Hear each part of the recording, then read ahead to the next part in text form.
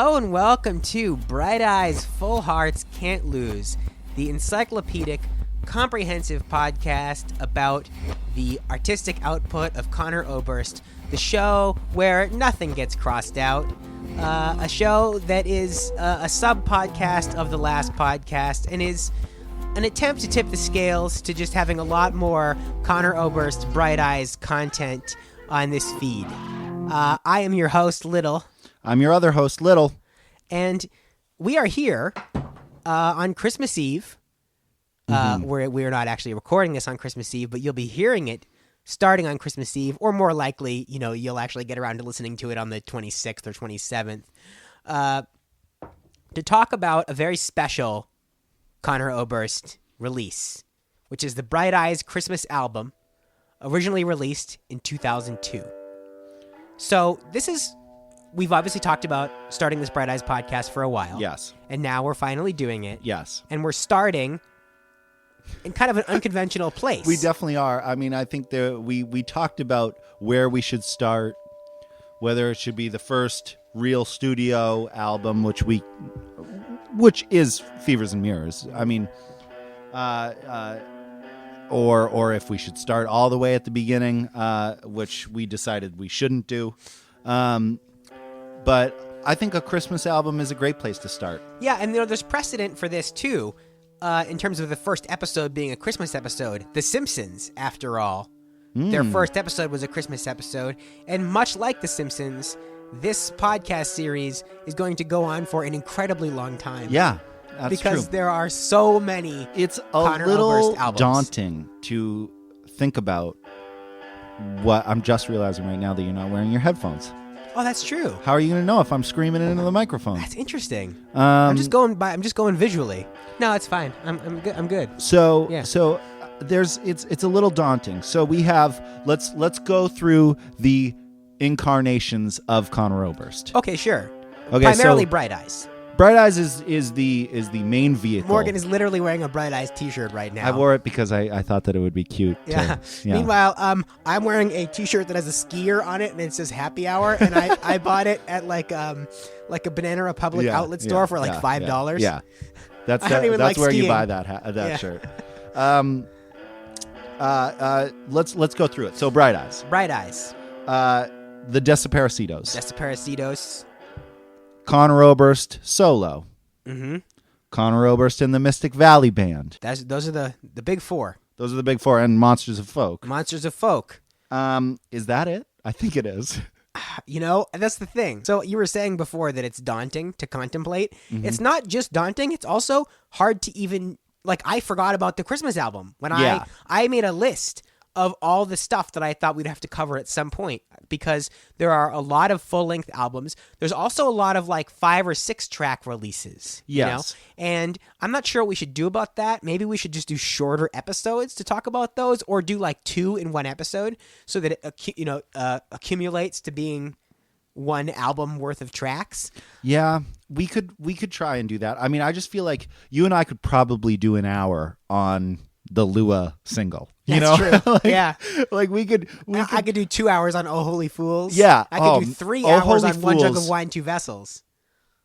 Oh Holy Fools is my 3-hour one, I think. Yeah. Wow. Just you saying that is A, I'm fired up, and B, boy, do we have a lot to talk about. That's the other thing. When we talk about how daunting it is, just listening to some earlier Conor Oberst stuff, which it's not like I don't. As I've said before, I listen to Conor Oberst and Bright Eyes songs every day and have for the last 16 years of my life.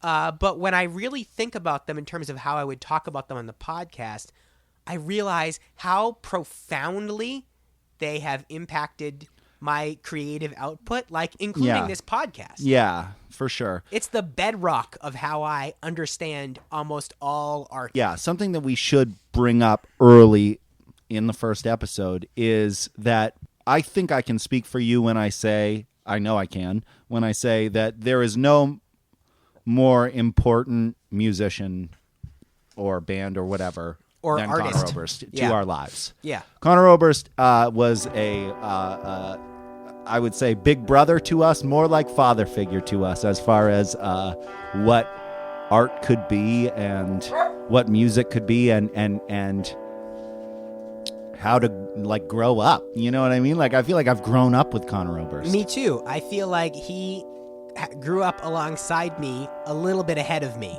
Yeah. And so he was, a big brotherly example. Well, and I definitely, throughout my life, I have compared myself to Conor Oberst in, where was he when he was my age? That's such a horrible, dangerous game to play. I know that. I'm well aware. Like I think about that because like Fevers and Mirrors, like he was like 19 years old. old. Yeah. He's a genius. I don't know of when people talk like they don't like Conor Oberst or something. When I read like reviews, I like get upset, and I'm like, these people don't understand what they're talking about. Yeah, you know what I mean. Like he's one of those people for me where it's like, you don't understand him like I understand him. I feel like, it's now that kind of thing. I know that like that Conor Oberst like resists Bob Dylan comparisons, and I'm not saying he's like Bob Dylan in terms of his any music or whatever, but I feel like when people write negative things about Conor Oberst, it takes away a little piece of their soul. Like it does damage to you. Yeah. You're on the wrong side of history if you don't like Bright Eyes or Conor Oberst in general. You are. You're like piled in with the Nazis and the rest of them. You're a scumbag. Yeah. Now that we've established, or at least have started to establish, the intensity of our love for Conor Oberst, let's talk about Arcade Fire for a quick second, okay? Let's circle back to Arcade Fire. Let's stop in on our other podcast, our Yay Talkin' Arcade Fire in May. Hey, you got the name of it right. You want to get messed up? An important thing has happened since our last episode. It has. Which is that friend of the podcast, Mackenzie Keefe, took me to go see Arcade Fire in Boston on the Infinite Content Tour. And it was awesome. It was really great. And seeing Arcade Fire live sort of brought me back home. Like it's not like I was never an Arcade Fire fan. I've always been a super Arcade Fire fan. Right. But it reminded me of the important things about what I like about Arcade Fire. And it made the things that I don't like about Arcade Fire seem very small. Yeah. So it's too bad that you didn't have that show. It's too bad you didn't see that show before we had our Infinite Content. And I really didn't think I was gonna be. I didn't think I was gonna be the villain of that podcast, and then I was. I was really surprised. You think you were? When it came out and like everyone agreed with you. But I felt like they had to agree with me because I was like the loser of that conversation. You know what I mean? So they were like, Like they were like, you got to go with the underdog and be like, yeah, it's good. Like I felt like they had to all gang up with me because it was like in a conversation or in let's say like a Hillary Clinton and Donald Trump debate where it's like she couldn't come off as like a bully. Mm-hmm. It was like they all ganged up with me because like I seemed like the dumb guy that they were like, oh, I don't know. From where I am now, which is like back 100% Arcade Fire fan. Yeah. I feel like I would have moderated what I said quite a bit, and I felt somewhat humbled by the response on the internet after the episode came out. That brings me great joy. And yeah, do you remember what I, speaking of just generally coming around to Arcade Fire, what I texted you? Oh, wait. Okay. First of all, ladies and gentlemen, I got maybe my favorite text I think I've ever received from you. Was it because of the show that you saw? I don't know. It wasn't just that. Tell them what it was. It says the text I received is Flashbulb Eyes is pretty good. That's what you said, right? Yes. Flashbulb Eyes is pretty good. And I yelled out loud to Sarah, who was upstairs in my house. I yelled out loud, "Oh my God." Well. And we rejoiced. Christy and I were driving around. It was nighttime. It was like, I want to say it was like a little foggy. We were listening to Arcade Fire pretty loud in the car. And it was after the concert, and I had been listening to a lot of Arcade Fire afterwards. And I don't know, it just clicked for me in that moment. I was like, you know what? This is a pretty good song. Wow. When I saw them, they didn't play it. It's not like, you know. Right, okay. And by the way, the songs that I didn't like from Everything Now, I also didn't like when they played them at the show. Like, it's not like they fixed it. That doesn't surprise me. But I will say, on my end of Arcade Fire, since our last meeting, I could listen to Everything Now every single day of my life. I love that album. And the songs that I really stood by, I still am like, these songs are awesome. Mm-hmm. Nothing has changed. Like, I didn't wear myself out by listening to it all the time like you do with certain albums, you know? Yeah. I didn't wear myself out like I still every day, like we have it on at work all the time. Like, I just love that album, man. I also happened upon a very charitable explanation for the themes of Everything Now. Because, okay, you know, so We Don't Deserve Love is like such a beautiful, wonderful song. And to me, what it sounds like it's about is it sounds like someone that you love being like depressed, basically. Like, there's a lot of stuff on that album referring to like someone you love being suicidal or depressed or that kind of thing. Yeah. And the song, it's like there's a line in there that's like, the one you love, you never expect this. Mm-hmm. And what it sounds like is a person coming to terms with realizing that this person that they love is suffering and they almost didn't really recognize it before. Yeah. And so when you take that at the end of the album, the kind of like internet age crankiness that precedes it is all kind of like potentially in character. Like, this whole album is about this person who's lashing out at everything. And the reason they're lashing out at everything is because they're suffering from depression. Yeah. And it's all a warning sign for what's actually going on. I really like that. They're not actually mad that people are tweeting too much. They're just mad. So that's what That's interesting. That's like my that a lot. charitable reconstruction of Everything Now, from my position now of just loving Arcade Fire unequivocally. And I mean, I still don't like Peter Pan, but like, yeah. but give me time, you know? Yeah. That's what I'm saying. Give it time, because I mean, that was my whole bit with the Reflector, was there I didn't have enough time to like truly understand it. Mm-hmm. And one thing that we will, to bring it back to Bright Eyes, one thing we'll talk about when we get to some of the later albums is the way that some of them didn't click right away. Oh man, Casadega was that for me, for sure. Mm-hmm. I think I actually said that. I think I said that when we were talking about I think things not being ready. Mentioned it on this. Yeah. So there's going to be like, someday someone will be able to draw, not that anyone would want to, but someone will be able to draw like this really intense interconnected chart of all the episodes of this podcast and the Arcade Fire podcast and all the different cross references and maybe the migrations of our opinion over time. Yeah, they definitely will do that. Yeah. We have, we got the best fans on this show. So the Bright Eyes Christmas album. Yeah. A Christmas album, which I think is great that it does not have a name. It's just a Christmas album. Yes. Now she keeps going up to the microphone like she's like she understands what we are doing with like it. She's you know ready what I mean? She's to, like, to weigh in. You talking to it. Yeah. I get it, guys. You talking to it.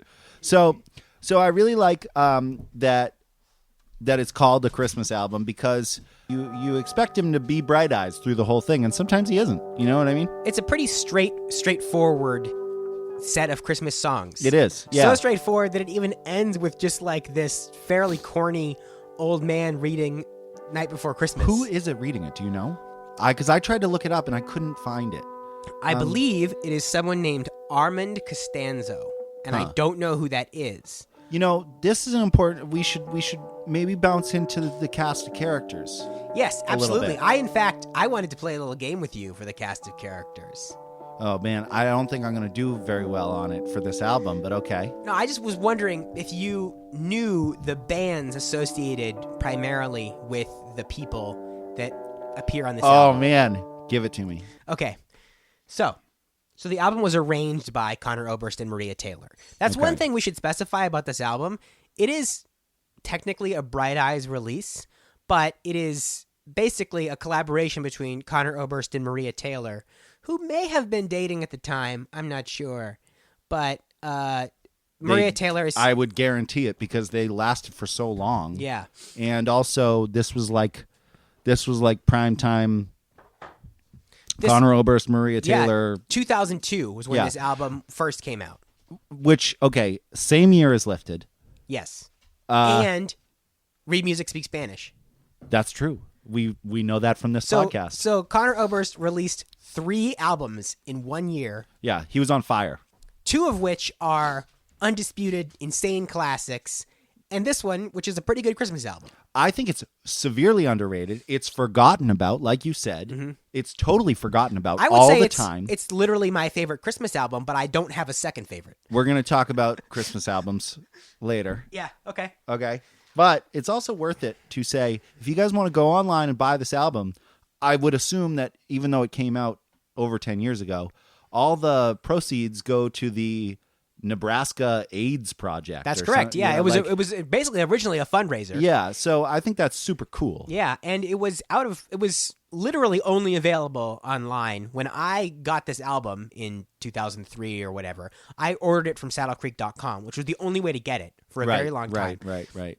It was released on vinyl in 2009. There was a reissue, right, in 2013 too. Yeah, so I think 2011 or 2013, something like that. It actually was reissued, and then now it's available on Spotify. I read a review on Pitchfork, which they gave it a 7.0, and that was one of the things where I read it and I was like, this motherfucker doesn't understand what he's even talking about. Like, every review that you can find of a Christmas album is mostly about the reissue.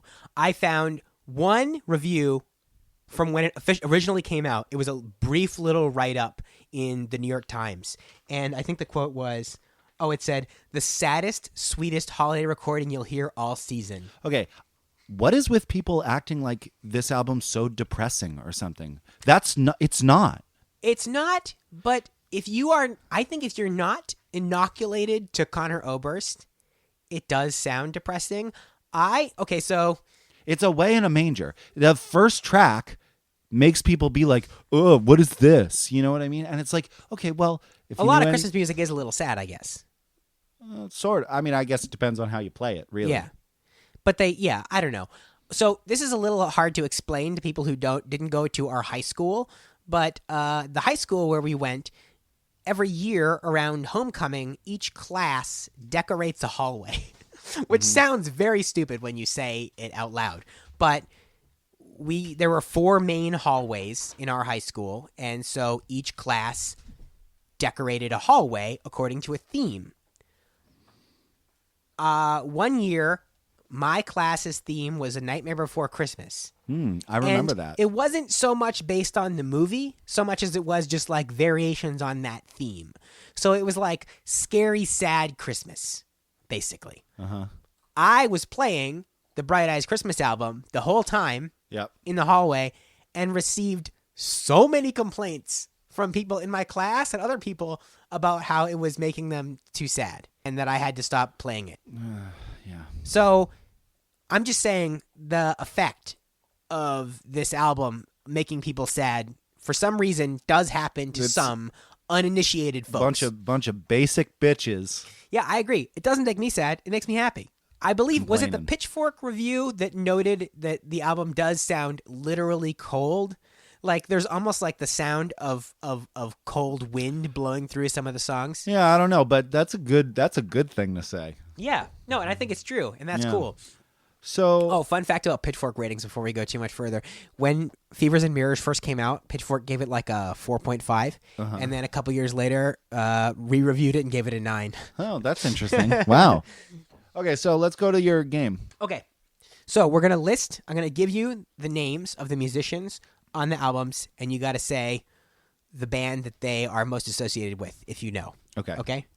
Jake Bellows. Neva Denova. Ding, ding, ding. That's correct. Well, the sickness hasn't left me, don't know why. Greta Cohn. Cursive. That is correct.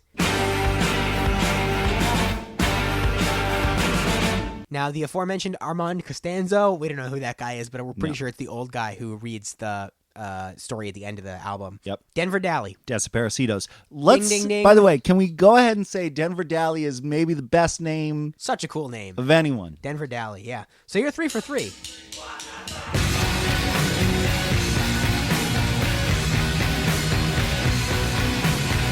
Okay, this is a hard one. Stephanie Druten. Yeah, I don't. There's another. Yeah, no, I don't know. The Good Life. I was gonna say there's another girl in one of Tim Casher's bands. That's what I was gonna say. There's a couple girls in The Good Life. Keep that in mind.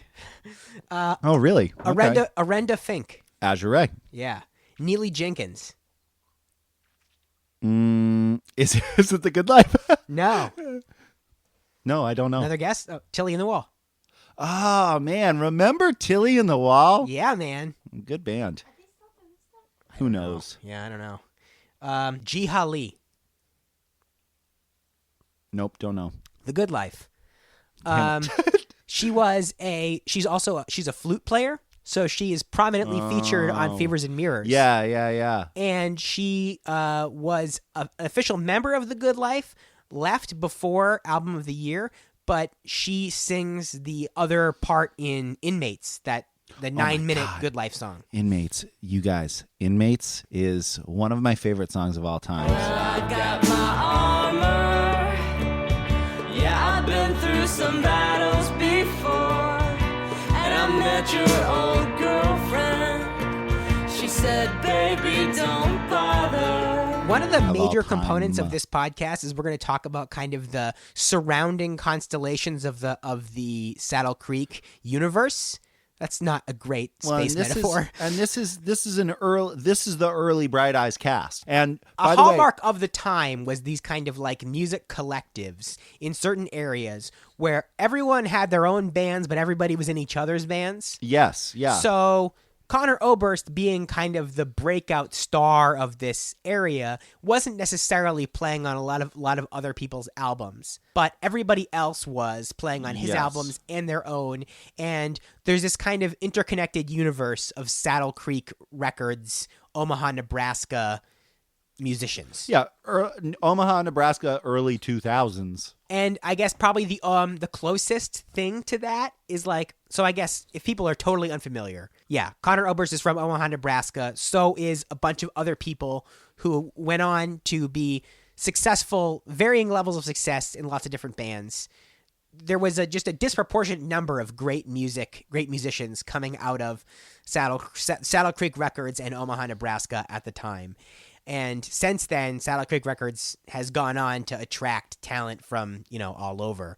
But it started out just like this local explosion of talent. And I guess the only other one that's as significant maybe is like Elephant Six, that group. Oh, it's yeah. like Atlanta, Georgia area, and it created, that's like Of Montreal and Neutral Milk Hotel. Right. And maybe Magnetic Fields, I think, were I don't all know. kind of from that. It's like it was a couple years earlier, and then you have the lesser groups like Olivia Tremor Control and Beulah and a couple other. Those are all good bands, by the way. I hope you guys They are are. taking notes. Yeah, they are. So okay, sorry, I got distracted. So now Andy LeMaster.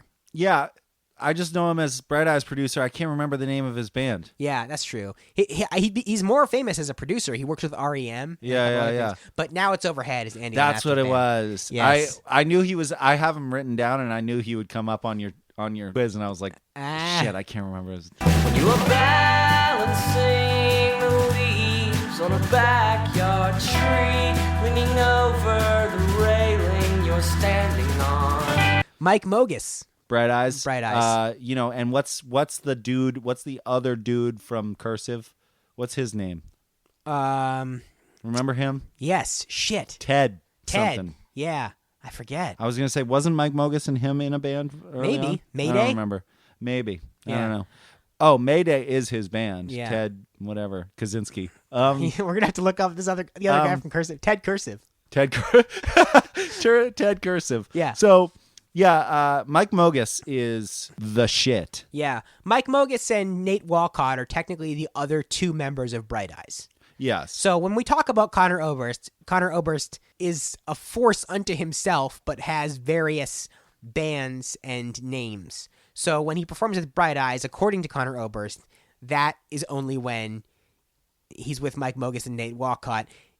In actual truth, it probably has a lot more to do with like when he's recording things for his contract with Sony than it's Bright Eyes. Yeah. And the fact that he's fulfilled his obligation to Sony means there probably will never be another Bright Eyes album. The last Bright Eyes release was in 2011. Can you believe that? And there's been like, what, 7 Conor Oberst releases since then? I know, but it just feels like Bright Eyes feels still so prominent to me in my mind, like as far as like, you know, I felt like I want him to do another Bright Eyes album just because I want the name out there, you know? Yeah. But I get that he's doing the Conor Oberst thing. Like, that's cool. That's fine. There's been rumors that he was going to release another Bright Eyes album for years.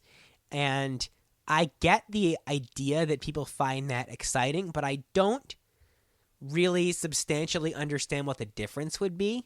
Like, it's not like he writes whatever he wants to write, you know? Like, there have been Bright Eyes albums that aren't, like, angry, emotional, intense albums, you know? Like, The People's Key is a space hippie album. You know? People's Key is awesome, too. It is great.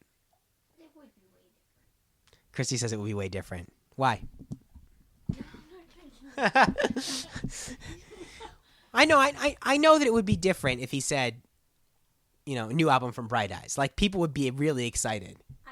Christy would be excited. Yeah, I certainly would be too. But I also am just as excited for anything that he releases. So, yeah. I mean, I it's kind of... I guess it's kind of like who gives a shit what he's releasing it under, in my mind, you know? I guess I just have to see. If he says the next album's going to be a Bright Eyes album, I'll be pumped. I will be too. I will say that we saw, what is it, a New Year's show with Mystic Valley Band? Mm-hmm. There was a poster online for a New Year's show with Mystic Valley Band, and I have to say that Mystic Valley Band, I think, is one of my favorite versions of Conor Oberst. The songs are just, I just love that like Western rock band that he has, you know? Karina, where'd you sleep last night?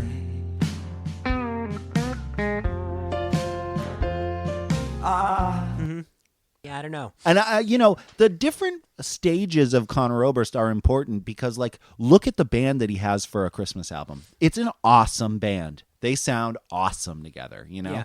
And, like, you know, it's the same band as, you know, as I said, Lifted and Fever's kind of band. The galling thing about it is that when you think about the fact that this album was put together as a fundraiser for a charity, they probably did this in a week. Yeah. You know? Yeah. And there's such great stuff on here.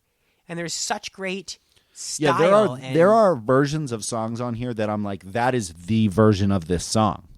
Yeah. You know what I mean? Like, well, we'll talk about the tracks, but... We will. Yeah. Ted Stevens. Ted Stevens is his name? Yeah, Oh, you're right. man. Did you just remember that? Oh, you looked it up. Okay. Ted Stevens. Yeah, Ted Stevens from Cursive. So we left Yeah, out... he kind of sucks. No, I like him. He's the soft edge to Cursive. He is.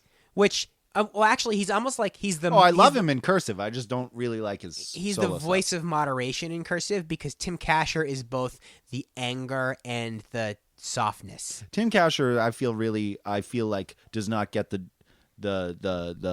he should be doing people should know more about Tim Kasher. They should. Hopefully this podcast will help because there are probably some people who I are will listening just that are advocate like, for Tim who Kasher the fuck is being, Tim Kasher? Who the fuck is Cursive? He's so good. Yeah. I really like. I think The Good Life is where Tim Kasher. I think Tim Kasher is better in The Good Life. Interesting. I like the Good Life albums better, I think. I mean, Cursive is amazing. Obviously, The Ugly Organ is on the list of best albums ever made. Yeah, it's like that. Its jersey got hung up in the rafters a long time ago. It did. But Yeah. but I like on a whole, I like the Good Life albums better. Interesting. Well, hopefully this is all stuff that people who are not familiar with Saddle Creek and everything will soon be familiar with. This is going to be the kind of show that people will, they'll be like lost in the first episode, and then after they listen to it a little, 3 or 4 episodes later, they'll come back to episode 1 and they'll understand all the shit we're talking about. Yeah. But we left off at Mike Mogis, a key figure in Conor Oberst's circle. You're going to hear a lot about Mike Mogis in the coming weeks, months, years.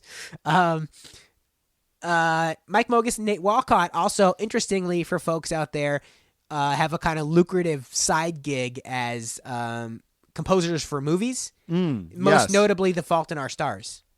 Mike Mogis and Nate Walcott did the soundtrack for that. I just thought of this as a little sidebar on because you brought up. Do we have a movies podcast? Yeah. At the movies with Zach and Morgan. Have that one?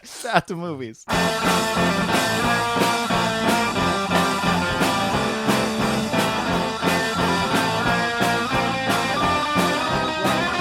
So I was going to bring up the fact that this album, as much as we think it's underrated, forgotten about, whatever, one of the songs was in Krampus. I saw on the. That's true. It was. What is it? It's Have Yourself a Merry Little Christmas. It is used to very great effect in Krampus. But it's also, isn't it amazing that, okay, so Krampus came out in what, 2015 or 2016? Yeah. Isn't it amazing that it was also featured in The OC? Yeah. Now, wasn't it Blue Christmas that was on The OC? It okay. was. Yeah. The OC was really ahead of some shit. They were. I agree. They got Modest Mouse on there. They were actually on the show. Mm-hmm. I think so were the Shins, which fuck the Shins. But yeah, I said it. The OC was definitely, they were up on their game for sure. As much as it being a ridiculous show, which I watched every season of. I think I didn't watch the OC. I think I only sort of walked into the room when you were watching the OC and kind of like absorbed what was happening. So I have very strong and probably memories. wrote it off. Well, I have very strong memories of the Seth Cohen starter pack, and I remember thinking that was such a great idea. It is a great idea. It's a gift that he gives out to people at Christmas of all of the things he's been listening to lately and watching. If you're going to be friends with me, you have to know about this stuff, basically. And Bright Eyes was in that pack, too. Yeah, if there was a Zach course. Little starter pack, there'd be a lot of, at least Lifted would be in there, probably. All right, so that's our podcast about movies. Yep. And the OC.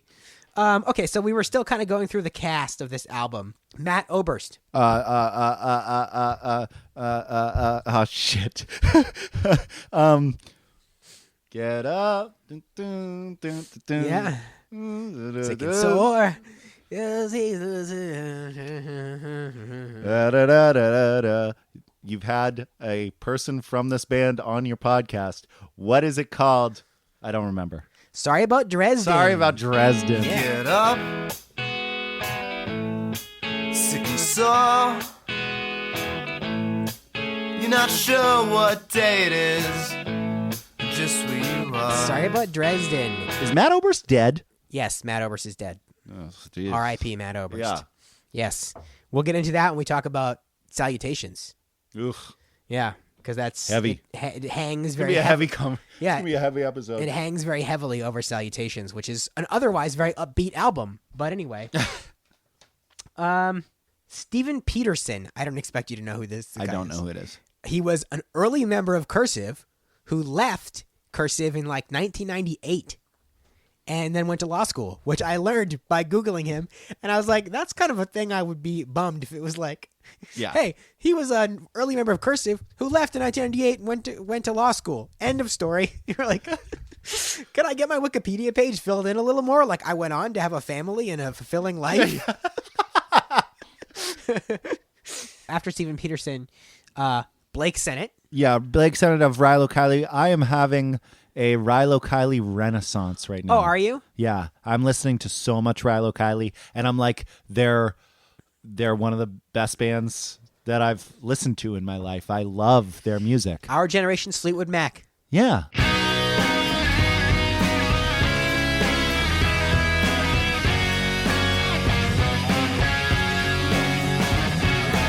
They are. In more ways than one. Yeah, they are. Yeah. I like And now that. here's the thing. I don't know what Blake Sennett does on this album. Like, presumably I don't either. He plays guitar. I don't either. But his voice is nowhere yeah, no. that I can hear. I mean, he may be in like the Silver Bells chorus or something like that. Right. I mean, he honestly could be anything. I don't hear his guitar part. Like, I don't hear part that I'm like, oh, that's definitely Blake Sennett on guitar, which he does have. I mean, the dude can sign his work. Yeah, he has a very signature style of playing guitar. Those will all be potions for fuck's sakes. Yeah, we'll all be potions for fuck's sakes.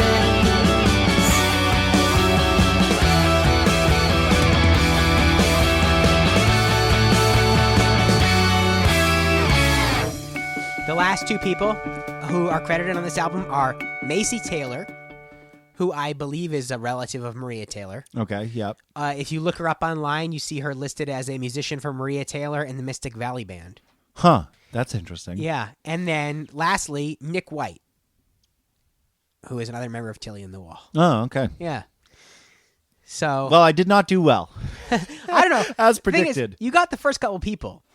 Jake, I was waiting for you to say Maria Taylor so I could say of Azure and fucking Conor Oberst. yeah, you're right. I guess I didn't actually explicitly list Maria Taylor, but she's the most omnipresent I love voice her. I on love this album Maria other Taylor. than Conor Oberst. I will say, if we were to also throw out a Maria Taylor album that you should listen to, it's Teeter Lynn Flower. That's the album. Oh, really? I'm partial to 1111. 1111's good, actually, but I think it's Teeter Lynn Flower, man. That one rocks. You're one with the dust on that old piano. You're one with the strings on your new guitar. You're one with the wind through the open window. You are. Yeah, she Maria Taylor has this kind of very ethereal She's voice. like a sexy ghost. Yes. Yes. Very ghostly voice. She is. So as we go on into the Conor Oberst canon, we will find that Conor Oberst has in recent years developed a tendency to discover younger artists and feature them in the backing vocal role on his albums. Mostly women. Yes, generally women, because a female voice tends to suit his low voice, you know? Yeah. It's a counterbalance. Yeah. A little bit of honey to go with the grain. Yeah, totally. But, so First Aid Kit, Yep. Isley, Yep. a couple other bands like that Well, have who's been the featured. band that we saw with him? Yeah, Yeah. the Sisters. Yeah. Poe. Larkin Poe. Larkin Poe. Yeah. Yes. Yeah, they were good. I liked them a lot, especially in his band, like that girl on guitar, ripping on guitar. Yeah, they were great. And the most recent person to occupy that role is Phoebe Bridgers. Yeah, who is great. You sent I know very little of her. I really just know what you told me to listen to, but Yeah. I do dig it. She has this new album that came out this year. It's called Stranger in the Alps, which gives you a sense of her sense of humor, because that's a very sly Big Lebowski reference. No, You know what that's from? no. In The Big Lebowski, when John Goodman is yelling at a kid and he keeps saying, like, he's like, you see what happens, Donnie, or whatever. He's like, this is what happens when you fuck a stranger in the ass. That's what he keeps saying. Yeah. So when the Coen brothers were forced to do a dub of The Big Lebowski for cable TV, they got very whimsical with their, instead of just saying, like, you know, what the frick or whatever, like, you know, you dub. Yeah. So they changed it to, this is what happens when you find a stranger in the Alps. So that's what John Goodman yells in the cable version of The Big Lebowski, and so that's what Phoebe Bridgers' album title comes from. Interesting. I like that a lot. Yeah. So anyway, she's very funny. Her album also has a duet with Conor Oberst, a song called "Would You Rather," which the I music video didn't just like came it. out. Really? I was like, I love that kind of song. meh about it. Maybe it's because it's like first listen. You know, Maybe. you don't really hear a song. When Maybe. you know, sometimes it's like you hear a song again and you're like, oh man, I did not feel the same way. Like I've only heard it once. Yeah. Sometimes the first time you hear a song, you're like waiting for it to be over so that you can think about it as a whole. Yeah. And so you're like, I've noticed that before. Sometimes when I'm listening to a song for the first time, I'm like super impatient for it to be over. Yeah. And then I can know what it is. Yeah. That's why I've actually often said that I don't like my favorite songs. I feel like I realize are my favorite song on the 15th or 16th listen. You know? Yeah, I feel that. I mean, like there are things like, well, I mean, again, it's like it's kind of back to that. You know, you're not ready for a specific album mindset where it's like you didn't hear it right that time. You know, I find that when the Nas and Damian Marley album came out in like 2008 or 2009, my roommate in college, Sully, was all about it. And I wasn't that crazy about it, but now it's one of my favorite albums of all time. It's called Distant Relatives, and it's the shit. Well, speaking of relatives, what I was going to say about Phoebe Bridgers was they just put out a music video for that song with Conor Oberst, which was directed and animated by her brother. And I was like, cool. Oh, interesting. I know someone else who's a musician whose brother makes animated videos for him. Hey. Also, in that video, Conor Oberst is dressed up like a cowboy. It's very funny. Huh. Awesome. Yeah. I like that he's in it. He's in the Yeah, video. he's in the video. Great. Yeah.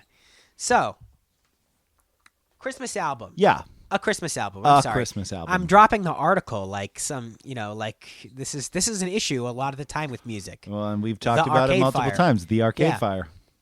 A Christmas The Mild Revolution. That's the proper Right. way of saying it, everyone. Yes. The Last Podcast. Yeah, exactly. It's I don't know not that just anyone's Last like, Podcast. I'm a big fan of Last Podcast. Or is it or isn't it? No, it's the because it's TL. Yeah. Yeah, TLPZL. Yeah. Yeah. Okay, so I think we've put this in sufficient context. It was Conor Oberst's third or fourth album. We're talking about it in our first episode for thematic Christmas Eve related reasons. Yes. But let's go track by track through this motherfucker, okay? Okay. So Let's start with the first track, Away in a Manger.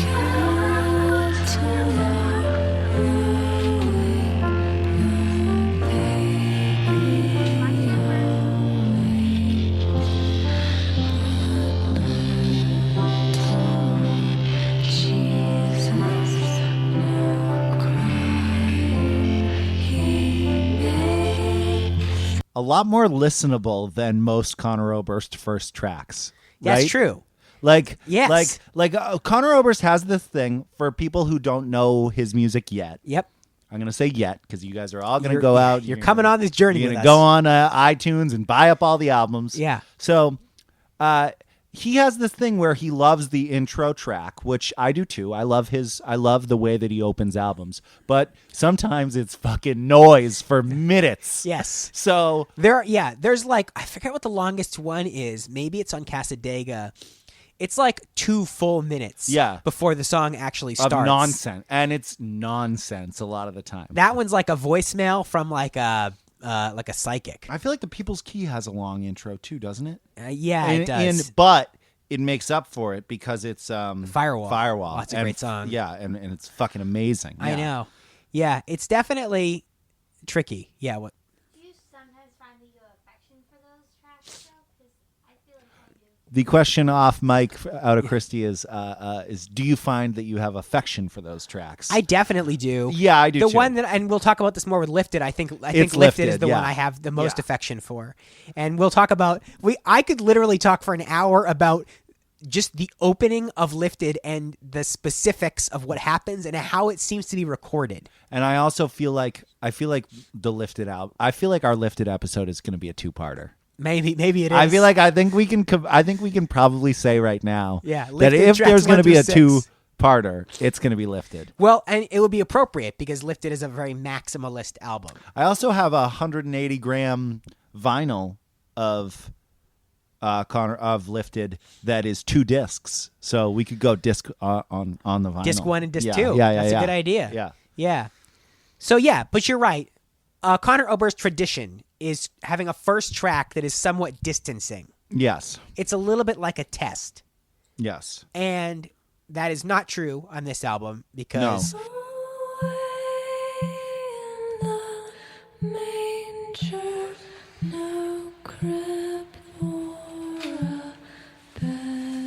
there's a kind of like a very simple like beat. It sounds like an Azure song, pretty much. Yeah. That's something that this is a lot of what this album more than anything is it's Azure and and Bright Eyes styles imposed on Christmas songs. Tell me if you agree with this. Azure never lived up to the talent that it had. Azure kind of sucks. I don't know. There's some Azure songs I really like. So if people don't know Azure at all, what are a couple of Two good ones? Sexy Ghosts. If You Fall is a great Azure song. November is a great Azure song. I remember November. Oh boy. And those are the two good Azure songs. There's at least another good I one. think I'm turned around.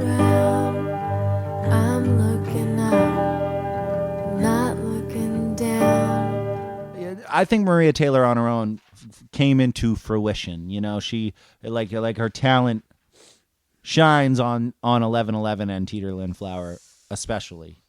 I think that Azure is kind of boring. Maria Taylor, I should also note while we're sort of spotlighting Maria Taylor, as we've done, is a great drummer. I think that it's important to spotlight her now because she falls out of importance very quickly in the Conor Oberst. She'll be around for the first 6 or so releases, and then she kind of And then she's not to be heard from Casadega again. is kind of the last time she's around. Is she on Casadega? She plays drums. Oh, okay. Yeah. All right, so Blue Christmas is the second track. Blue Christmas is probably it's like the version of that song in my mind. it's you know? probably one of the standout tracks on the album just because it's Conor Oberst really playing up his Conor Oberstiness, you know. Yeah, but he's kind of crooning a little bit, but in as much as Conor Oberst is capable of crooning. and the music sounds like Bright Eyes music, you know, and I think he does a really good job of being like. It almost sounds to me like that's gonna be the single off of the album. You Right. know what I mean? Like Yeah. they did it like to appease the public. Yeah. almost. Mm-hmm. That's how that song sounds to me. But it's great if you're going to create a Christmas playlist. It's so good. It Like, should it's be your it's first track. Essential for a It Christmas should be the playlist. first track of this album because it would set people in a lot better of a tone instead of going like, "Oh, it's such a depressing Christmas album." Like if it opened with this, then we wouldn't have that conversation. Could be true. Yeah. I'll have a blue Christmas without you. I'll be so blue thinking about you. It's all about context, you know, and I think that that's part of it. Yeah. Oh, little town of Bethlehem. Oh, in the dark street shining, the everlasting light, the hopes and fears of all the years are met in thee tonight. So I said that funny. Yeah, you did. Bethlehem. Yeah. It's a town in Massachusetts. This is I think the one where the album gets the reputation for being sonically cold because it has this like literally the sound of wind blowing. And it sounds like a Bright Eyes song. Yeah. It sounds like Conor Oberst wrote it. Like that Yeah. version of that song, it sounds like it's a Conor Oberst song. But this is another one it's a little bit like Away in a Manger. It's really stripped down to its bones. And I think on a regular episode of the last podcast, I talked before about how Blink-182 helped me contextualize 9/11 as a teenager. Yes, you did. I do feel like as a teenager, some of these songs helped me contextualize Christmas songs. Like until I'd heard someone that I really liked doing these songs, I hadn't heard them as songs. And so then I heard them as songs, and I have over the years developed an appreciation for Christmas music that I didn't have before. I love yeah. And this album is, I think, the earliest reason for that. Interesting. Do you know what the other earliest reason for that in our lives is? That book that our grandmother had that played like little MIDI file Christmas songs. No, I don't remember that. Oh, yeah. At Mem's house, she had this book, and it was one of those like children's books where it had like a control panel along the side, and you pushed buttons. I remember and those it types played- of books. Yeah, it played like a little like MIDI file melody for Christmas music. Interesting. I like that. Yeah, you know what what I was- was thinking of? The earliest Christmas album that I could think of that was like Christmas music that I liked was Hanson Snowed In. Oh yeah, they have that. What's the dun dun dun dun dun dun dun dun? Christmas Means to Me. That song. Christmas means to me, my Lord. That was great. The Hanson Christmas album is a good Christmas album. I think that's true, but it's one of those things. Yeah, like that you got to go back and like it doesn't if you hold up yeah, or something. I think it wouldn't. No, And I think it would. I don't know. honestly think it would. I think that it would have that kind of early 2000s or mid 90s like mix that would just sound so synthetic and upsetting now that like even if musically it was totally cool, the way it was mixed and produced and everything would just be bad. Well, we're going to find out about this. We're going to have to re-listen. Maybe we will. We'll re-listen on Christmas something. That's actually one thing about Conor Oberst I was in gonna general. say Christmas Eve, but it is Christmas Eve, right? Yeah, technically. Wink, wink. Yeah.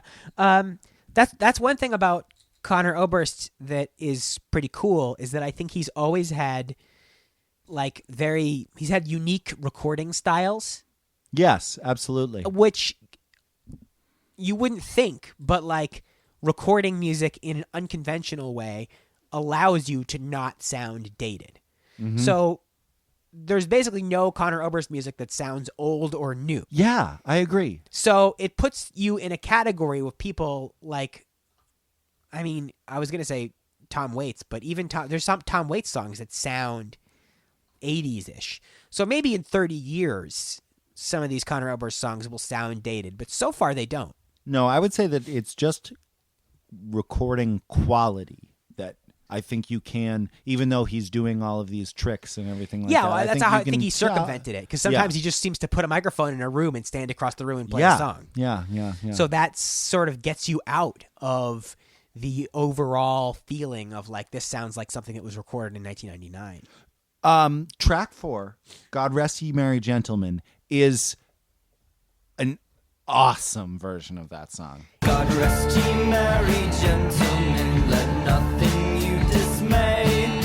Remember Christ our Savior was born on Christmas Day. It's very The band is so good. yeah, and so one of the words that people use a lot to describe Bright Eyes music is chamber pop, which I don't really know what chamber pop means, but to me this is what chamber pop is. Yeah, I agree.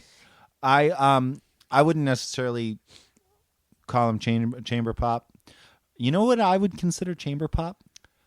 Belle and Sebastian. That sounds right. Yeah. Yeah, just onomatopoetically. It sounds Yeah. like. Yeah. But this is a song, so I forget what it was called. God I Rest didn't Ye mean Merry to. I didn't mean to Gentlemen. cut you off when I thought that this applied because the band and Yeah. God Your Ass. It is a specific sound. Yeah. Of Conor Oberst. Yeah. Like that band, and it's that band. It's the Fevers and Mirrors Lifted band that you hear it so well in this song. But also, like, there are early, is it antecedents? Is that what comes before? I think so. Anyway, there are like antecedents of even stuff you don't hear until like Casadega on this song. Yes. But yeah, it's very beautifully arranged, and Yes. there's a lot of instruments that are relating to each other. So there's great mandolin happening in there, and a great upbeat drum part. And one thing that is that Conor Oberst will do to increasingly large effect and then start paring down is like, I mean, I saw Conor Oberst in Concord, New Hampshire 10 years or so ago, and he had 2 drummers, 3 guitarists, a harpist, a keyboard player, Right. just this insanely large band. And for something that he has to just like throw together before a tour, they were crazily tight, Yeah. Like, how does a 15-person band sound tight ever? Yeah. But they were like, maybe it's because it's so big that you just you don't notice the mistakes or something.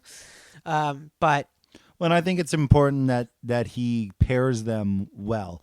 Arrangement and instrumentation are foremost Conor Oberst is a master of those things. yeah, You think to yourself, when you're a person like me, where you're a musician and, you consider yourself like, the the Bob Dylan, when you consider yourself the Bob Dylan of your generation, you listen to these songs and you're like certain people's songs, you listen and you're like, oh man, I wish they had done it this way or something like that. I do that a lot because I'm me. But Conor Oberst, it's like never that case. You're always like, holy shit, I never would have even thought of that. That's true. I don't have that kind of thought too often, but I've been listening to this band Gang of Youths, who I really like. Yeah, I've heard of that. I don't know like anything of. They're a bunch of really handsome Australian dudes, and they're really good, but their live performances are often better because on the recordings the guitars are like mixed very low, and they're great guitarists. So it's like, just crank that guitar up, man. Yeah, let it rip, dude. Yeah. And when they figure that out, which I'm sure they will, then they're gonna release a great album. The Blood cover. Yeah. Okay. They were really close to like that. That's pretty perfect. Yeah. That version of Blood. I'm gonna literally put a link to this in the video info. I'm gonna put a link to both versions. Okay. So there's a band called the Middle East, right? A short-lived, also Australian band. And that's why I brought. Yeah, that's what connected it. They have a song called "Blood," which is just maybe the best song ever written. It's a beautiful. It's one of the best songs ever written.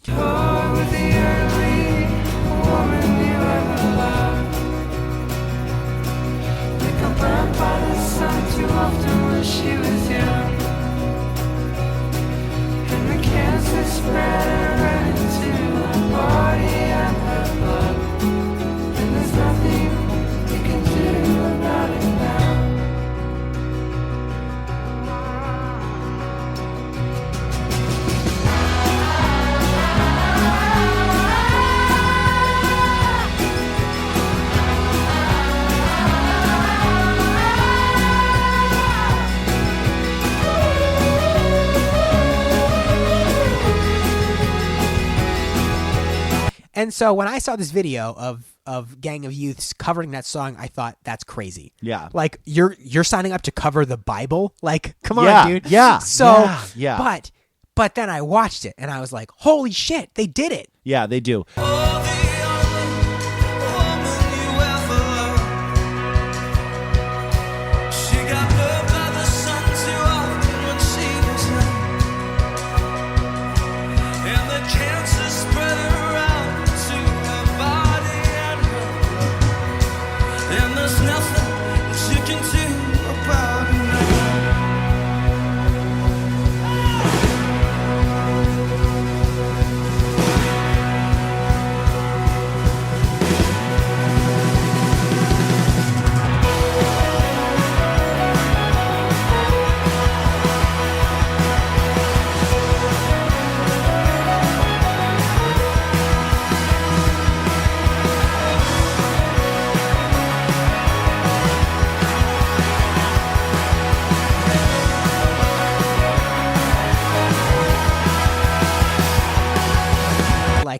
I want that to be my alarm clock. I want that guitar part at the end to be my, because it was just so awesome. They sound awesome. Interestingly, and I would just caution people, because if you look up Gang of Youth on Spotify, their most played song is their cover of David Bowie's Heroes, which was in the trailer for Justice League.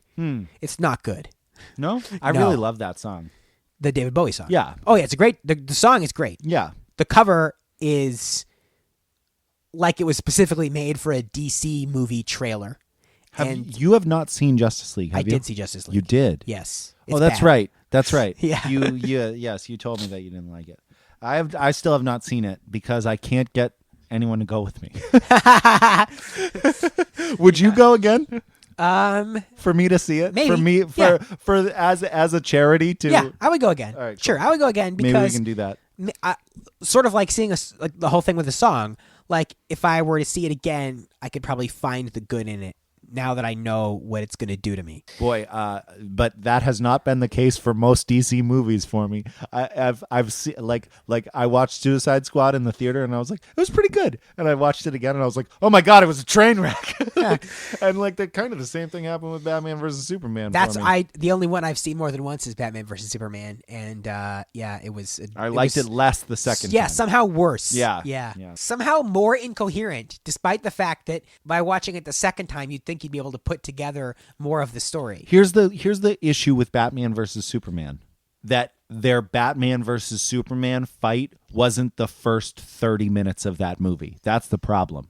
Yeah. Because if they had gotten that out of the way and then been able to have a team-up movie with Batman and Superman and then Wonder Woman shows up at some point, shit would have been perfect. But instead, it's the last half an hour of the movie where they're fine. If only. God, I just want to take Zack Snyder by his fucking penis and go, stop making fucking movies. If only Justice League learned the lesson of Batman versus Superman. But as usual, they only learn the wrong lessons. Yeah. But yeah, DC's fucking up. I will say, thank God that Wonder Woman is as incredible as it is. Because, thank God that they got Patty Jenkins to come back for the second one. Yeah, that too. And John Watts, Spider-Man director, is coming back for the next Spider-Man one, which is great. Great news. That is great. So we're in our Marvel podcast, by the way. Yeah, we are. We're in our Marvel DC podcast. Director of Spider-Man coming back. There was one more thing I was going to say on that topic. Oof. Nope. We're past it. Well, I wrote something very briefly about this on Tumblr, but I will say that so one of the worst things about Batman vs. Superman was that a couple of weeks later, Captain America Civil War came out, and it's more or less the same plot. But Civil War better. did way better. Yeah. Yes. And not quite the same thing happens with Thor Ragnarok and Justice League, but it's more like the whole Thor makes a joke out of bad guy wants object plot lines. Mm-hmm. Like it quite consciously inverts it to focus on something that's more important. Right. And I saw Thor, and then like 2 weeks later saw Justice League, and Justice League's plot is bad guy wants object. Like unironically. You know what I was going to say was, this is what I was going to ask you about was, what do you think is going to come from this Disney Fox merger? Like is the second Infinity War movie gonna have the X-Men in it? You know, like are That's they gonna a really try and, good like, question. Are they gonna try and like jam it in there? Like it seems crazy. Like what happens? Thanos opens up a dimensional portal and Patrick Stewart comes through. Here's the one. See, if I were them, I would completely recast everything. And even though Sophie Turner's great, I mean, obviously Michael Fassbender and James McAvoy are like fucking amazing. Yeah. But I would just recast everything and reboot it all, because it's like, you know, your continuity is going to be thrown out no matter what. Yeah, the current X-Men cinematic universe is so fucked up anyway. That just scrap it. And Logan was good enough that it might as well be the end. Yeah, I agree. And this whole Dark Phoenix thing is, oh my God, it is just bad news written all over the walls, man. That just looks, it's not going to be good. What was the last X-Men? Apocalypse. Apocalypse. It wasn't great. It wasn't great, but I mean, like, Olivia Munn was wasted. Well, I mean, just there was a lot of problems with Apocalypse, but I still liked it just fine. I just really don't want to see them go down this path, and I feel like Dark Phoenix is going to fucking suck. So here's the thing. My one problem with this whole Avengers storyline has been, as much as the movies are terrible and there's pretty much no way to do it right, Reed Richards missing from this equation is really tough for me, because he's such an integral part of, like, Tony Stark is pretty much Reed Richards. Right. Like in these movies, he's pretty much the Reed Richards character. He's a super genius who funds everything. Doesn't Hank Pym often occupy some of that space? Yeah, too? he does too, but I feel like they've done a good job of kind of writing him out of it, with Michael Douglas's character being like the old Hank Pym. Yeah. And having Scott, whatever his name is, Paul Rudd. He Rudd's might as well character. just be Paul Rudd. Yeah, I know. He plays like himself. Yeah. But I think they've done a really good job with that. But I feel like I'm missing Fantastic Four out of all these Avengers storylines is kind of troubling, because it's just like, Reed Richards is an amazing character that they're really missing It would in be this lineup. It would be the ultimate fuck you to every other comic book movie producers in the world if Marvel finally made a good Fantastic Four movie. I just don't think it's able to be done. You know what I mean? I feel like the Thing is just one of those characters.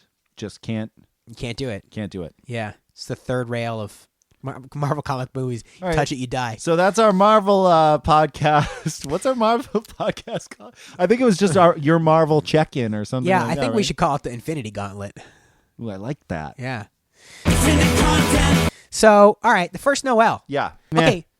Really? I don't know. I would just, in terms of actual just Christmas songs, I would say the first Noel is one of my favorite songs. Really? Yeah. Interesting.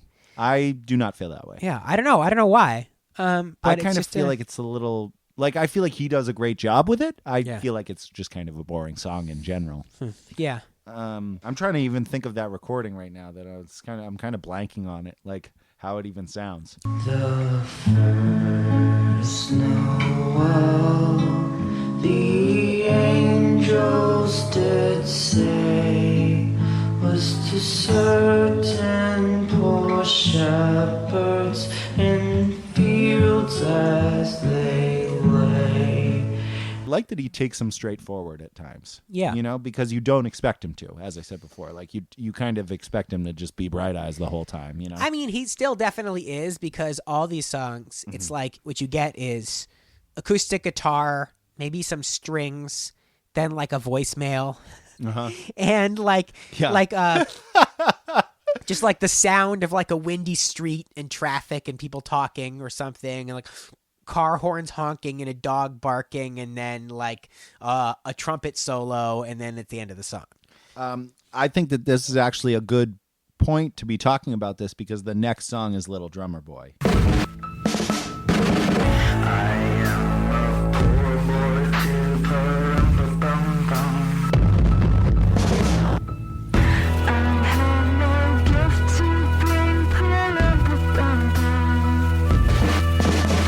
Yes, And Little Drummer Boy is like as bright eyes as you can get on this album. especially like Digital Ash. Yeah. And I will say, Like with these, it's a bunch of programmed beats. Little Drummer Boy is, I think, my favorite track on this album. I love it. It's so good. It's just because it gives you everything that he wants. He's got distorted vocals. He's yeah. got, you know, like Yep. it kind of sounds like it's going to fall apart the whole time. And it's got it's a little duetty. Like, Yep, it is. And I think it's Neely Jenkins who does the other vocal part. Doesn't sound like Maria Taylor. Yeah, like when it gets into the pump pump pump part and the drums like kick Yeah. in like that, it's pretty cool. It is.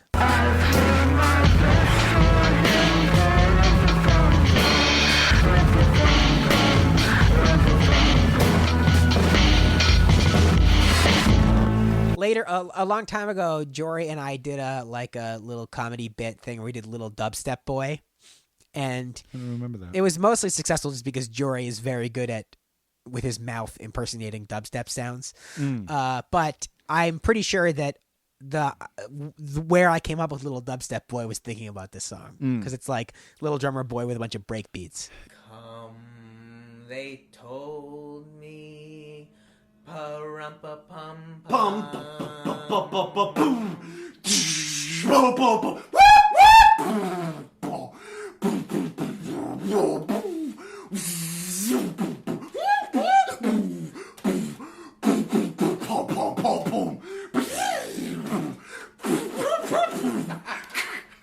It's just a great version of the song. That is what you're looking for with a Bright Eyes Christmas album. Yeah. White Christmas, I kind of feel the same way about. Like I'm kind of like meh. Well, I like it. It's this is another Azure song, basically. I'm dreaming of a white Christmas, just like the ones I used to know. So this is not something that we will frequently see on other Conor Oberst albums, where he will cede the vocals completely. Which I think is awesome when he does it later on, like Mystic Valley Band songs. Like people gave him shit that he didn't sing enough on Outer South. Was it Outer South? This is the second one, right? Yeah. Yeah. So, but I love it. I love when he does stuff like that. Me, I'm like, I want to hear what it was like when he sang it. Yeah. You want the B-side, but Spring Cleaning. Yeah. He wrote that song, but Jake Bellows sings it, and Jake Bellows is great. Jake Bellows' voice is awesome too.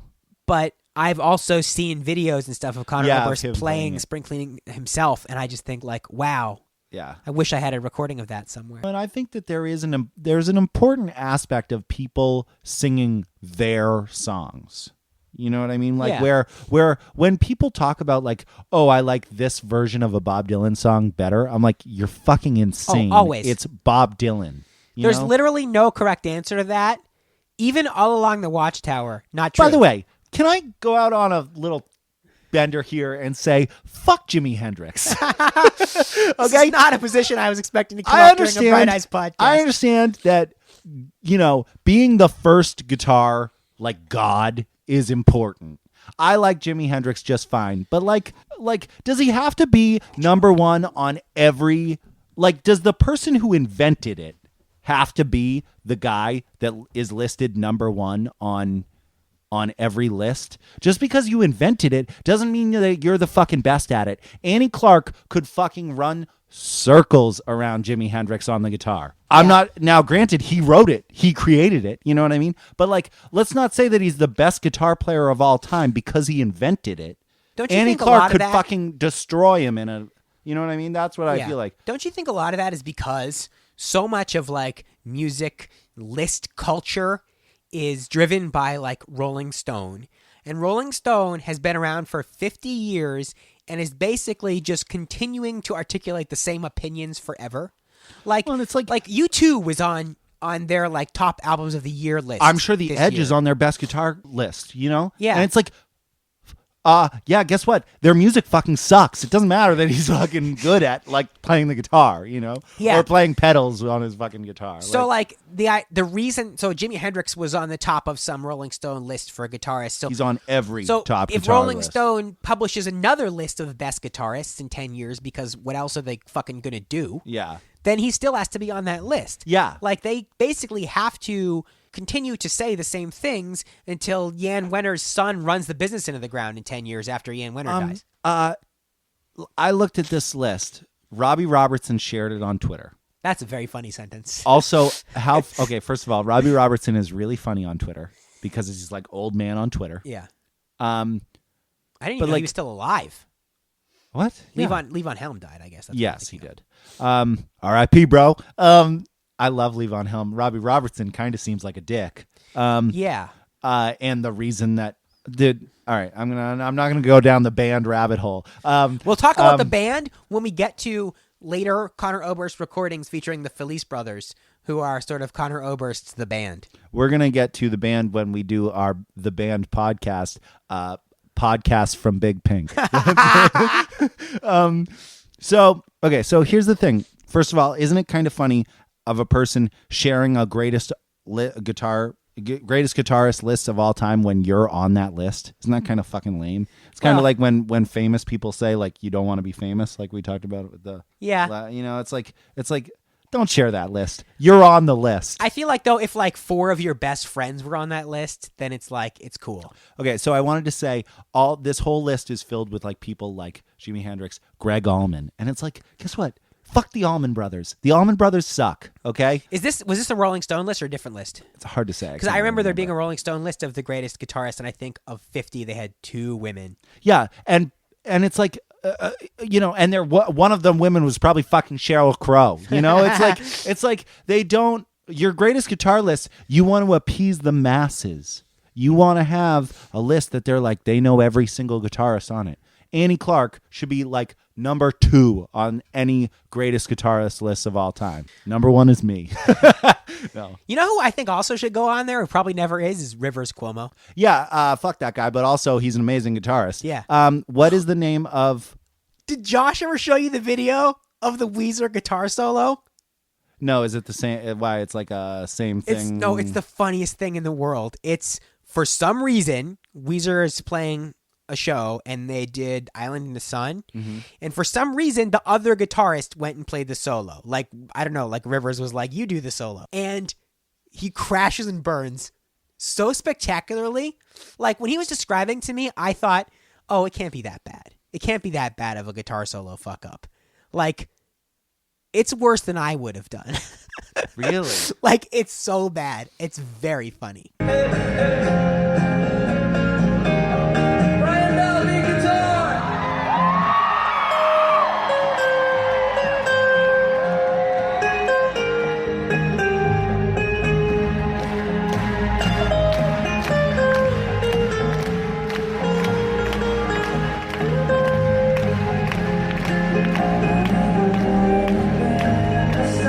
Wow. No. Yeah. And Josh was there. He saw it happen live and then found it on YouTube afterwards because he was like, no one will believe me. Wow.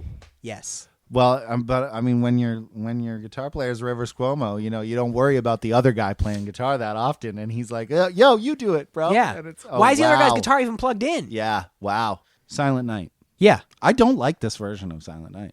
Really? Yeah. Is this is not a, this, oh, never mind. I'm thinking Silver Bells. No. What about it don't you like? It's just kind of like, it seems sloppy, like sloppy in a negative way. I listened to it today. Maybe it was just my mindset because I was like addressing every track when I listened to it today. Yeah. But I didn't like it. I feel like I have no feelings about it either way.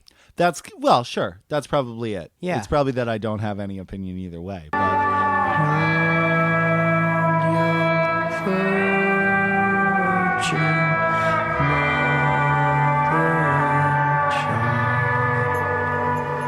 It's definitely, in terms of like the album, it's another sort of downbeat track. You're coming Yes. right off of White Christmas, which is also downbeat but very pretty. yeah. And then, like Silver Bells is definitely like, hey, we're wrapping up the album. Kind of, it has that kind of feel to it. If we want to just move right into Silver Bells, I'm fine with that. Silver Bells is one of my favorites off of the track, off of the album. I love it. I think it sounds great. City sidewalks, busy sidewalks, dressed in holiday style. In the air, there's a feeling of Christmas. It is really, it's I really like nice. that they have everybody singing it, and Yeah. it's just the perfect version of that song. See, that's another one for me, like the Blue Christmas or God Rest You Merry Gentlemen, where it's like, yep, you did it, you fucking nailed it, and like it's just that's the version in my head. I think that one thing that the Conor Oberst or what the Saddle Creek like world taught me was that that kind of group vocal can be really effective on like an actual recording. It's something that I had never really heard before. I was used to Yeah. hearing like identifiable single singer voices. Yeah, And the fact that the funny thing is that even in group vocal things, Conor Oberst's voice always stands out. yes, because So, it's like, so different. Yeah, even when he's singing in the background of that Rilo Kiley song, yeah. What is that song? what the hell's it called? Some days they last Longer than with arms others. outstretched. With arms outstretched. Yeah. Thank you. Yeah, even in that song you can hear him because his voice is just so distinctive. But anyway, it's fun. It's very pretty. It's got some very nice horns in it, Yeah, it's just perfect. It's just a great version of that song. and also and very happy. Like you said, like why do people think this album is depressing when you got Silver Bells on here? Yeah, there's a lot of those songs where it's like, there's the down ones. Like the next track, Have Yourself a Merry Little Christmas. Very somber. Like Yeah, sounds like he's gonna fucking cry in the middle of it. the fact that it's used in a Christmas horror movie is not unexpected. No. Have yourself a merry little Christmas. Let your heart be light. No. The weird part is that it took this long. Right. That it took 13 years for someone to It's use it. it's an awesome version of the song. It's just very broken and I guess I feel like Have Yourself a Merry Little Christmas is always Yes, I agree. which is funny because when you think about what it's saying, it's just a wish for positivity. But for some reason, and maybe we get this is where we talk a little more broadly about Christmas music because like what makes a Christmas song? I mean, there's like bells is definitely a big thing. Yep.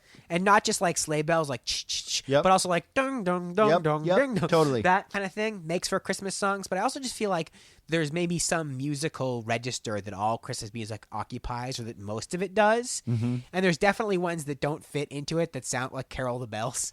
You know, like that just sounds like Yeah. da, da, da, da. By the way, best version of Carol the Bells is the like digital one in the Rules of In Attraction. the Rules of Attraction. Yes. Oh my God, dude. Such a great song. It's a great movie.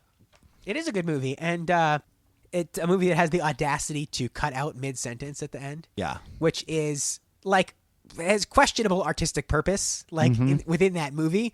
But I still admire the move, even if I don't think it was needed in that that time. Fun fact about that movie: it's Bret Easton Ellis novel, and the protagonist of that movie is played by James Van Der Beek, and he is supposed to be The brother of Patrick the Bateman. brother of Patrick Bateman. Yes. No, not Patrick Bateman. Is that right? Yeah, Patrick Bateman. Jason Bateman is the one who was in Arrested Development. Patrick Yes. Bateman is the serial killer of American Psycho. And I'm trying to remember the name of James Van Der Beek's character, but I do not.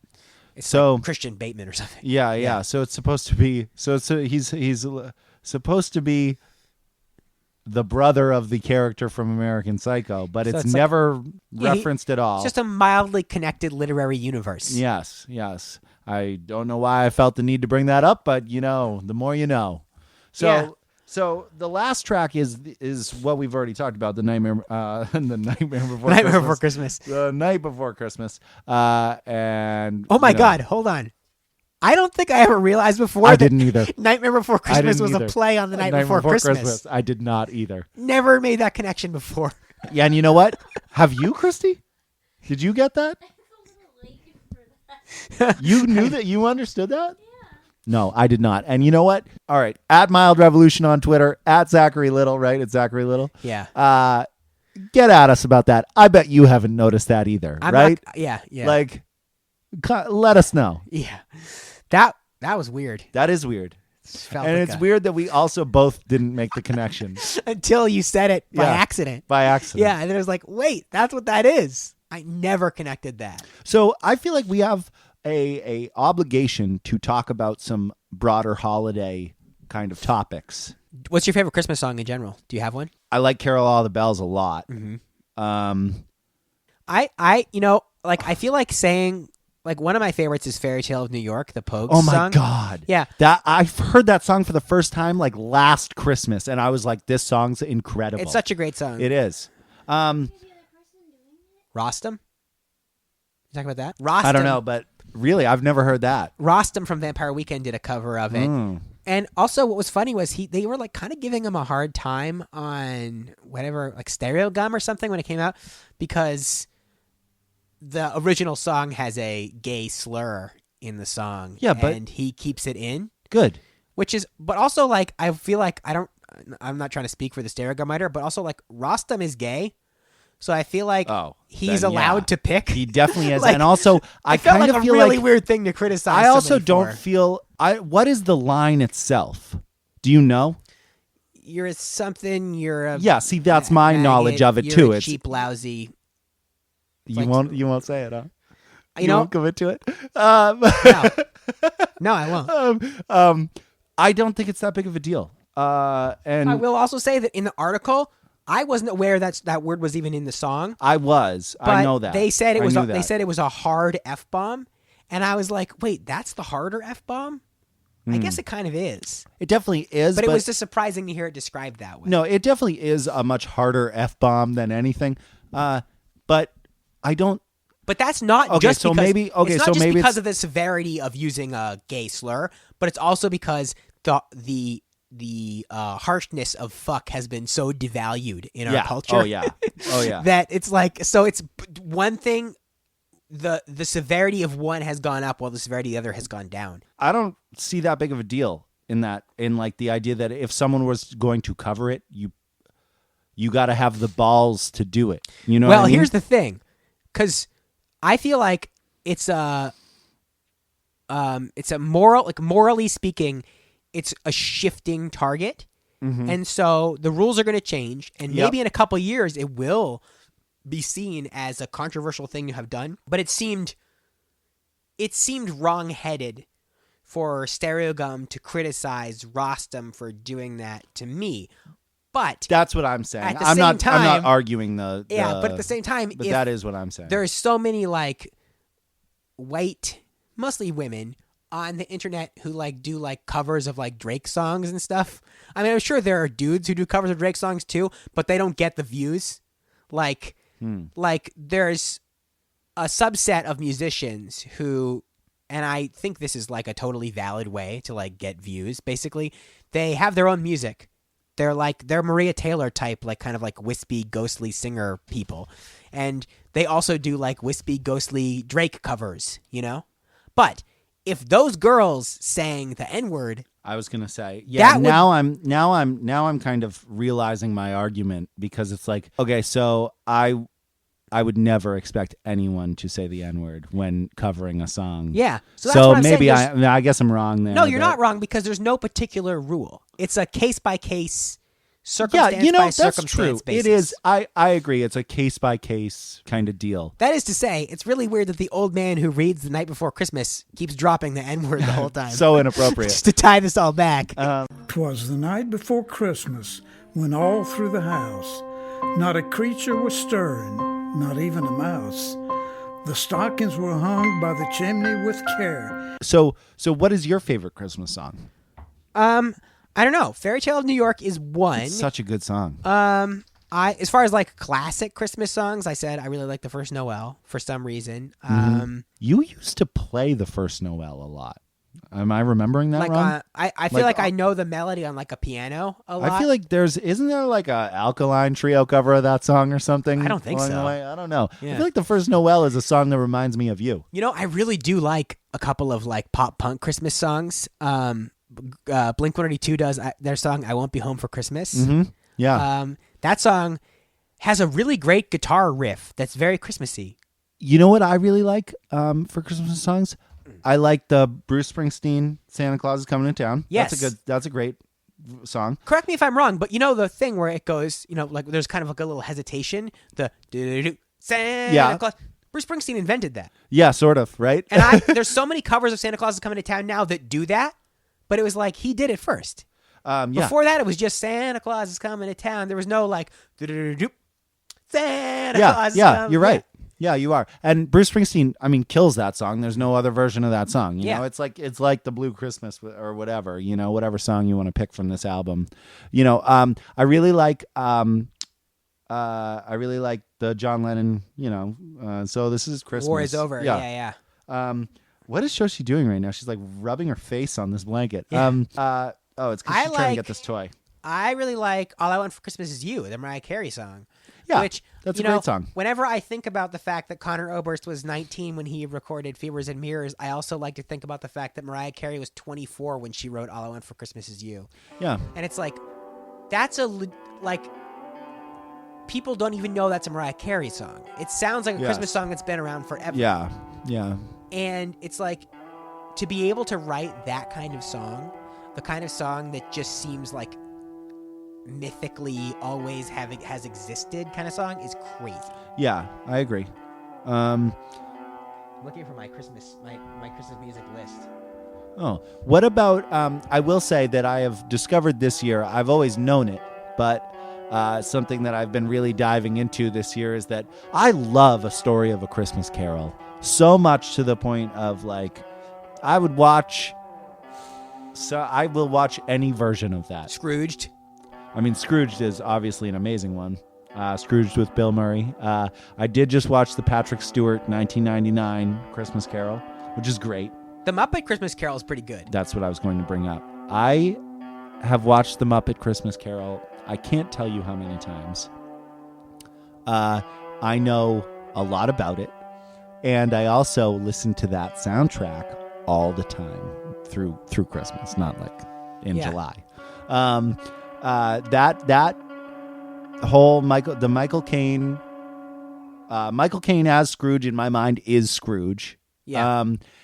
I love that he plays it complete. He even said, like, at the time, like, I'm gonna play it like I'm playing Scrooge in a production on Broadway. Yeah. I'm never going to make it playful at all.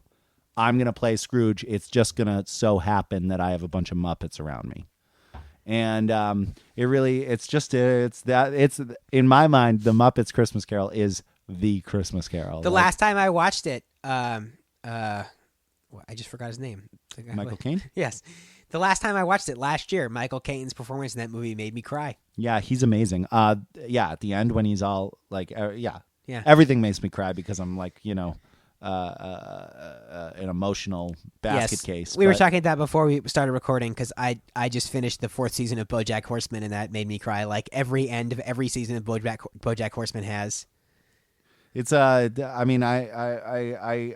cry at pretty much everything at this point, and I'm kind of okay with that. Yeah. What were you going to say, Christy? No. I will say fun fact about A Muppet Christmas Carol. Mm-hmm. There is a song called "The Love Is Gone" in A Christmas Carol that is cut from the theatrical release and the Netflix version and a lot of the versions around. It's when Scrooge is with his girlfriend when he's a younger man. Yeah. She sings a song in it called "The Love Is Gone" that's like, we're breaking up kind of thing. But the studio decided that it wasn't like it would be too depressing for kids. Huh. So they cut it. So which Brian Henson, apparently was, very against or whatever.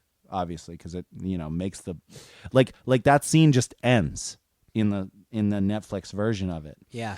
And then at the end of the movie, they sing the song "The Love Is Found." Huh. So it's supposed to be this like everything comes back where Scrooge's life wasn't ruined, Right. but it makes no sense because they cut the song at the beginning. Interesting. Yeah.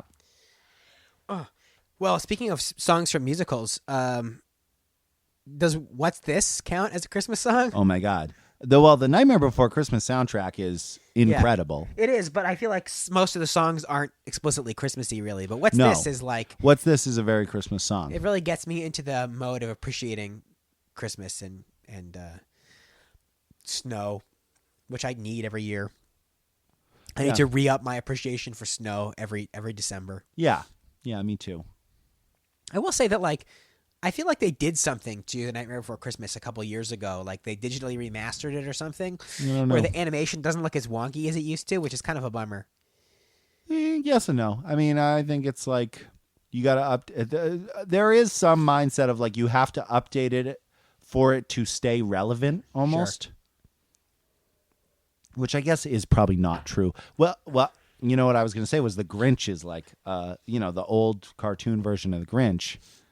I was going to say is like evidence against that, but they have redone that one too. Oh, really? Oh, totally. Huh. I'm sure the one that we grew up on was like a remastered one. I mean, it came out in the fucking 60s or Yeah, something, maybe. you know? I don't So, know.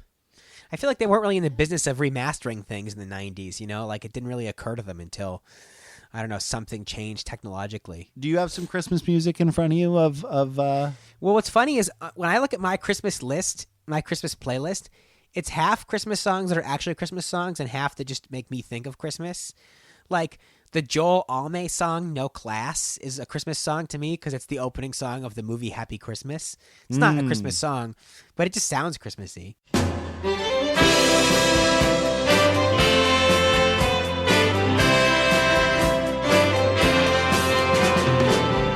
So you got to know her. I don't know that I have any other real favorites. Silent Night, maybe I like. John Denver In and the Muppets. They have their own album. John Denver and the Muppets. Is it a Christmas album or is it just a bunch of John Denver it's songs? called. Hang on, I have it written down. It's called A Christmas Together. That's what it's called, and that's good because it's the Muppets singing. That's great. I feel like Good King Wenceslas could be a good song, but I've never heard a good version of it. I've heard a good version of it. Zach Little's version of it. I heard a good version of it. That's the one I was texting you. I was so upset about. Right? Yeah. I was sitting in my bedroom. I mean, not bedroom. I was sitting on my couch in my living room, like sort of fuming, pissed at you because I was like, I've been working on this Christmas album for I guess I can say this now because this album will not be. I mean, this episode won't be released until Christmas Eve. I have been working on a Christmas album as a gift to our sister and her child because I have like her husband doing. I have Nick is his name. Nick doing like all the calls and responses in Rudolph and stuff like that. And I have like my father reading The Night Before Christmas. So I've been planning this Christmas album, and then Zach shows up and is like posting these things online that sound so good. Christmas has always been a rich source of creativity for me. Do you want to take the time now to state on the podcast the conceit of the live album? I feel like I probably should because I feel like no one is going to understand it until I've like lost interest in it completely. But yeah, the idea.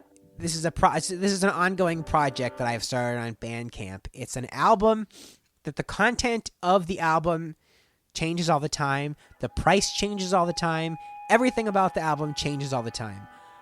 The way Bandcamp works, though, is if you buy it one time, then you will have access to all the different versions of it and could continue to download all the different versions of it if you so choose. Or you could just pop by and listen to it and see what's on it now, see what's on it in 2 months, see what's on it in 2 years. I love this. It will always be different. The album will never be done. I love that. So it's not a live album in the sense that it's not like a live from Carnegie Hall, but the album itself is a living document that never changes. That always changes. So, in fact, it started with a bunch of music that is now mostly the background music for the first episode of the last podcast, season 4. So, if you check in with it frequently, you'll hear things that you'll then hear later. Probably. I love it. I love the premise. I think it's amazing. I think you're amazing. I think Well, the things thank that you. you do are amazing. We did not do the segment that I have been pressing for so long. Haven't done Triple Spiral. Well, yeah, now we're done, right? So the last track is The Night Before Christmas. It's just an old man reading The Night Before Christmas. It's And his stupid. voice is weird. It sounds like he's talking like this the whole time.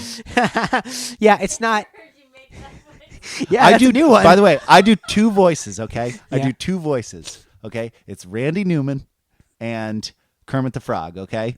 I'm going to do both of them for you right now, okay? Okay. So Randy Newman has a new album called Dark Matter out this year. And one of the songs is called Putin, okay? Okay. And he goes like this. Putin putting his pants on one leg at a time. And then he goes, you mean he's just like a regular fella? Putin ain't nothing like a regular fella. So look up the song and you're going to be like, damn, Morgan's got a good Randy Newman impression. Yeah. And then let me do Kermit. It might take me a second to get right into it. Like, I'm dreaming of a white Christmas. I can't do it. There are some times where I nail it. And I'm like, Yeah. damn, I sound just like Kermit. Other times I'm like, not so good. I feel like I have no voices in my repertoire, but that whenever I did, if I was like doing some comedy bit where I had to access a voice, there would always be some sentence I had to say to get to find it. I would have sentences. Yes. When I was think doing the that's Rock and Sock common. and Robot voices, I would have sentences I would have to say to remember how to speak like Rock or Sock or Robot. When we started our Arcade Fire podcast, in the first episode, I do some sort of voice. I think it's the Hodor thing, and it haunted me ever since. And I like that I started this podcast with doing voices that, when I listen back, are going to haunt me. Yeah. All right, well, Triple Spiral. This is the segment of the show where we pick our top 3 tracks. I loved a triple spiral, my maiden mother crone. Yes. From this album. Yes. Okay, so what would yours be? Okay, so mine are number 3, honorable mention, Have Yourself a Merry Little Christmas. I do like that version. Uh-huh. Number 3, God Rest You Merry Gentlemen. Uh-huh. Number 2, Silver Bells. Number 1, Little Drummer Boy. I think I'm going to say number 3, First Noel. Mm-hmm. Number 2, God Rest Ye Merry Gentlemen. Mm-hmm. Number 1, Blue Christmas. Nice. Yeah. What's cool about starting with this album is that we're going to see little pieces of a lot of these musical techniques in future albums. Yes. And when I pick the clips for songs for this show, I'm going to probably try to find clips that really highlight the most Bright Eyes-y moment of each song, Yeah. you know? Yeah. So yeah. So that's a Christmas album by Bright Eyes. It is. A Conor Oberst, Maria Taylor collaboration. A Conor Oberst and Maria Taylor joint. Yeah. And we're gonna hear a little more from Maria Taylor and from many more people in the Conor Oberst playbook when we reconvene to talk about Fevers and Mirrors. Yes. This so that'll be episode 2, Fevers and Mirrors. Yep. And yeah. Maybe if you're going to be a real devoted listener, maybe listen a little to Fevers and Mirrors before that episode comes out, you know? Yeah. I mean, because this episode's coming out on the 24th, so realistically, people only have like a 24-hour window to listen to the Bright Eyes Christmas album before it just feels weird. Yeah. But you can do a little advanced homework and listen to Fevers and Mirrors. Mm-hmm. As far as regular episodes of the last podcast goes, I don't know. Like, my hope is to get at least 2. There's 2 episodes that are like they're rounding the corner, and so my hope is to get those out like before our child is born. I don't know that will necessarily happen. Well, but get those 2 out, and then we'll get another Bright Eyes one out exactly shortly after that. I hope nobody has a problem with the fact that it might just be like a long run of Bright Eyes episodes for a while, followed by the last podcast, season 4, at long last. You know, Yeah. I don't know exactly what's going to happen, but it's coming together. And I had the day a couple days ago where I was like, oh shit, I got it now. Nice, So that nice. always feels good. Yeah. But that was only for 2 episodes. Well, So- hey, you got it for 2. Yeah, got it for 2. So, yeah, so thank you for listening. Be sure to talk to us about, I'm hoping that we will be able to create a group of new Bright Eyes fans like my we God. did with Arcade Fire. Yeah, I hope so too. Because that was a very exciting thing. Mm-hmm. I hope so too. Because So- Bright Eyes is more important to me than Arcade Fire. Definitely. Also more important to me than Arcade Fire. So this podcast has to be better. Yes. It's just got to be a better show. Yes. So, thank you for listening. Have a happy holidays from our family to yours, Yeah, have yourself a merry little Christmas. or whatever else you may celebrate. Yes. Hanukkah's over by now, but hopefully it was a good Hanukkah. And winter solstice just happened too. So for the pagans listening, hope it was a dope winter solstice. And Happy New Year 2018. Let's put this hell year behind us and Yeah, get on please, to love of God. get on to 2018, the good year, the year of Arlo Little. Yeah. Long may he reign. Yes. The King Wenceslas looked around at the feast of Stephen. Everyone was throwing down, partying like heathens outside